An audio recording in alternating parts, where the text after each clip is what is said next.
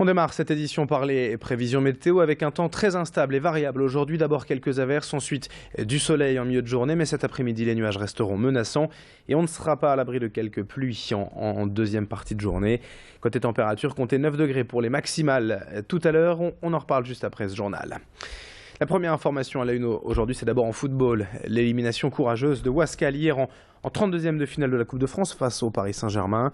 Au stadium de Villeneuve-d'Ascq, les amateurs nordistes ont longtemps tenu tête aux stars parisiennes, mais ont finalement dû s'incliner à 1-0. Alors nous n'avons pas d'image de ce match pour cause de droits de retransmission, mais sachez que Wascal a véritablement mérité les honneurs hier après-midi en résistant 1 heure au PSG. Un but de Zlatan Ibrahimovic a mis fin à leurs espoirs à la 61e minute de jeu, mais avant cela, les amateurs nordistes avaient quasiment fait jeu égal avec les Parisiens. Le public lillois, wascalien précisément, est tout de même reparti fier, quelque peu déçu d'avoir assisté à cette défaite. Mais la plupart d'entre eux étaient tout de même confiants avant la rencontre. Écoutez par exemple ces quelques pronostics de supporters à l'entrée du stade hier, des propos recueillis par Alison Pelletier. Paris est magique.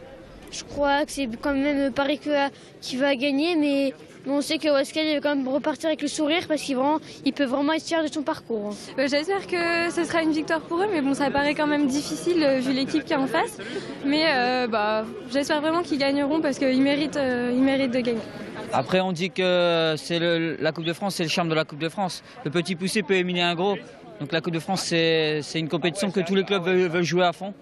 En fait, je suis venu parce que il y a le PSG qui joue, c'est une grande équipe, donc voilà, je voulais venir.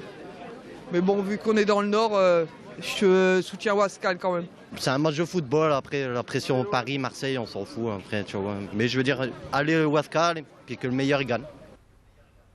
Dans les autres rencontres de ces 32e de finale de la Coupe de France concernant les clubs nordistes, le LOSC s'est péniblement qualifié face à l'AC Amiens, 1-0. Valenciennes a été battue, éliminée par Sarreguemines 1-0 également. Boulogne a sorti Saint-Omer au tir au but, alors que Dunkerque a perdu contre 3.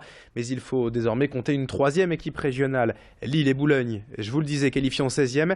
Mais également Chambly, équipe de nationale, équipe de l'Oise en Picardie, qui a dominé Reims 4-1. Un samedi soir, car c'est bien sûr l'autre grand titre de ce lundi matin.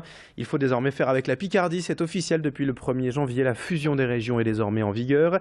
Il faut maintenant dire le Nord-Pas-de-Calais Picardie. En attendant peut-être de trouver tout de même un nom plus court et mieux adapté. Ce n'est pas le seul changement toutefois de ce début d'année. La loi des complémentaires santé entre également en vigueur.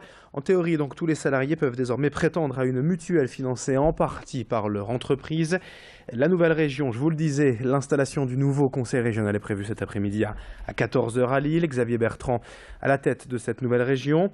En outre, l'augmentation du SMIC, on en a déjà parlé avec simplement la hausse légale annuelle, pas de coup de pouce en 2016 pour le salaire minimum.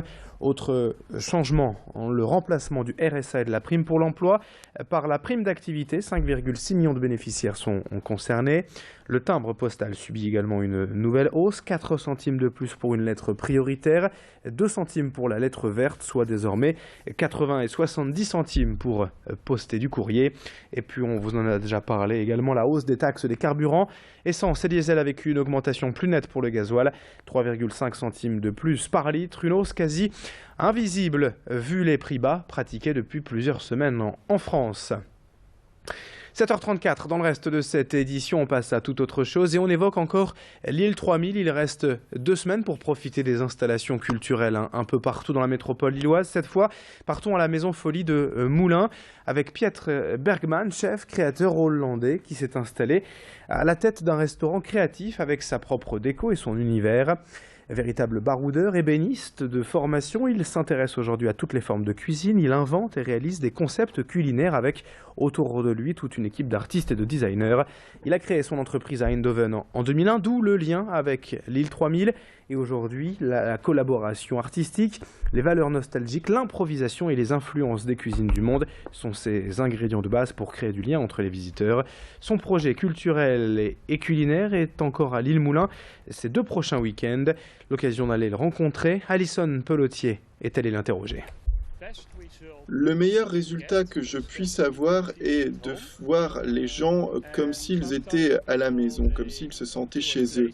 Et parfois, les gens vont dans un endroit que j'ai créé, car ce n'est jamais pour longtemps, c'est toujours éphémère, ça a toujours une fin. Et donc, parfois, les gens viennent vers moi et me disent qu'ils ne savaient pas qu'il y avait un tel endroit et qu'ils ne connaissaient pas justement un tel lieu. Et je leur explique alors que c'est juste temporaire, mais alors ils me disent qu'ils ont l'impression, au contraire, que ça a toujours été là. Et c'est vraiment là le genre de compliment qui me touche le plus, car ça montre que les gens ont alors le sentiment d'être chez eux. En fait, dans ces pièces et dans ces endroits que je crée, tu ne sais pas d'où les gens viennent, mais au moins tu peux essayer de les réunir et qu'ils ne forment plus qu'un en réalité. Lundi 4 janvier, 7h36 en direct sur Grand Lille TV. Très bon réveil à toutes et à tous. Et dans un instant, les prévisions météo du jour et l'infotrafic ce matin en temps réel. A tout de suite.